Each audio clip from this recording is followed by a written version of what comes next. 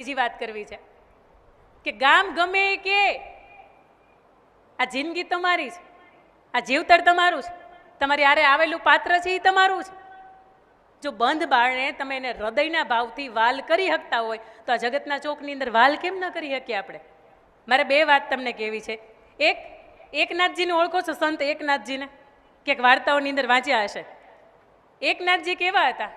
એક વખત ગંગાના કાંઠે નાયા અને ગંગાના કાંઠે નાઈને જેવા બહાર આવ્યા, એકનાથજી સંત હતા, એને કોઈની યારે જગતમાં વિરોધ નહોતો, કોઈની યારે કોઈ તકલીફ નહોતી. પણ જેને ન હોય ને એને દુનિયાને એનાથી હોય. એટલે એક માણસ છે ને રોજ એની ઈર્ષા થાય કે આવું ઠંડુ પાણી, મને શરદીનો કોઠો, હું નાઈ ન થકતો, અને આ એકનાથજી રોજ નાવા જાય સવારમાં 5 વાગ્યામાં.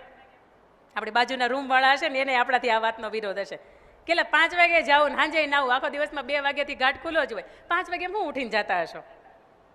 પણ કંઈક સ્નાનનું મહત્વ હશે ત્યારે 5 વાગે નાતા હશો ને આપણે. પણ સંત એકનાથજી ગંગાની અંદર ગયા ને ગંગાની અંદર નાઈને જેવા બહાર આવ્યા ને એટલે કોઈ માણસ છે ને એની માથે થૂક્યો.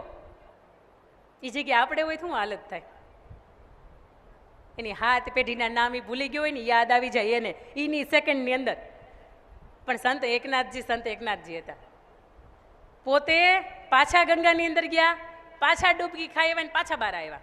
સમજો, આ માણસ એનું કામ ચાલે રાખ્યું, આ માણસ એનું કામ ચાલે રાખ્યું. આપણામાં સંતત્વમાં ફેર આટલો. આવું 1 વખત 2 વખત 5 વખત 25 વખત 10 વખત 75 વખત 99 વખત ને 100 વખત બન્યું. પેલા માણસના મોઢાની અંદર થૂક ખૂટી ગયું, પણ આ માણસ એક પણ શબ્દ ન ઉચ્ચારે, ગંગાની અંદર જાય, ડૂબકી મારે ને પાછો વહી આવે. અને પછી પેલા માણસે એને પગે પડી ગયા, 2 હાથ જોડીને એને પગે લાગીને એવું કીધું કે હું તમારી માથે 100 વખત થૂક્યો, છતાંય તમારો આનંદ કેમ વિખાણો નહીં? તમારા ચહેરાની રેખા કેમ બદલતી નથી? તમને ગુસ્સો કેમ નથી આવતો? અને ત્યારે સંત એકનાથજીએ કીધું હતું કે ભલા માણસ, ઈશ્વરની મારી ઉપર કેટલી બધી કૃપા છે કે હું મારી જિંદગીમાં 24 કલાકની અંદર, એક દિવસની અંદર 100 વખત ક્યારેય નહોતો નાયો, પણ આ 5 વાગ્યાની વાત 8:30 વાગ્યા સુધીમાં તારા કારણે આ ગંગાની અંદર હું 100 વખત નાયો. મગજ આવો હોય તો મજા કેટલી આવે તમે વિચારો. અને બીજી વાત મારે તમને કહેવી છે, એ સંત હતા સંત તુકારામ. ઓળખો એને? અકબરના સમયના સંત હતા, 1600ના. તુકારામના સંત તો પછી થયા, પણ તુકારામને જો આપ ઓળખતા હશો તો આપણે એ ઓળખતા હશો કે ઘરવાળી હતી ને બહુ માથા ભારે હતી. એટલે ભાઈ, ઘરવાળી માથા ભારે હોય કોની નહીં?